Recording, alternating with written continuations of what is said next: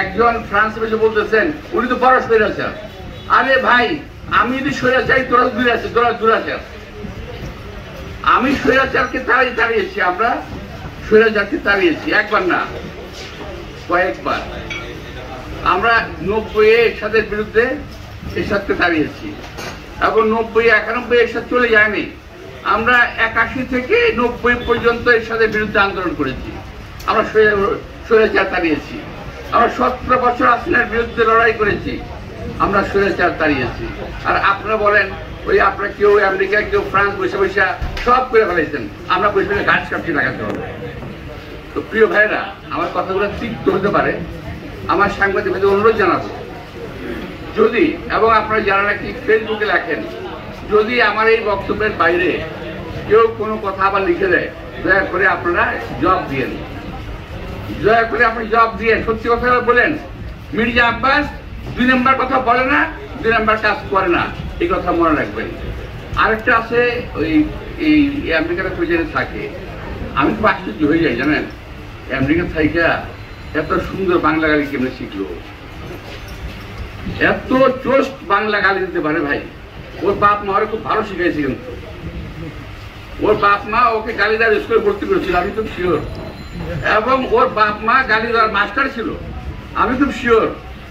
ওর বাপ মা বোধহয় গালি গালাজ করতো, ওই যে বাসায় বোধহয় গালি গালাজ করতো, ওই বেটা ওগুলো শিখছে, বুঝতে পারছেন? তো আমরা তো শিখি নাই, কিংবা বাইরে থেকে বাইরের স্কুলে পড়ে আমরা যেটা শিখছি সেটা যদি দেই, বেটা তুই সহ্য করতে পারবি না।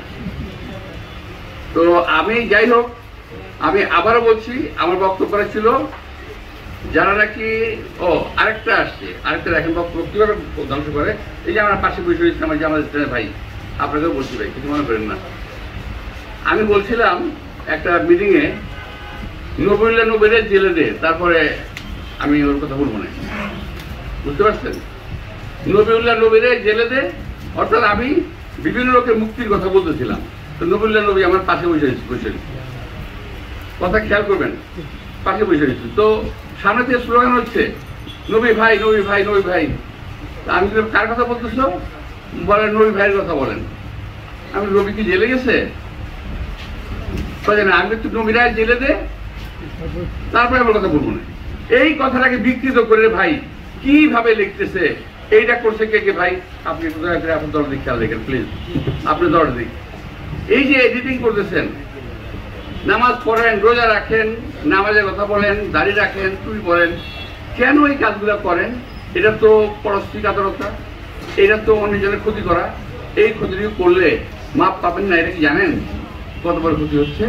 তো দয়া করে, আমি যদি কারেকশন করলাম, আমি জানি এই কারেকশনকে আবার কিভাবে বিকৃত করে। যদি করে আমি প্রতিদিন বলবো, অসুবিধা নেই, প্রতিদিন বলবো, প্রতিদিন আসবো। সবাইকে আন্তরিক শুভেচ্ছা এবং ধন্যবাদ।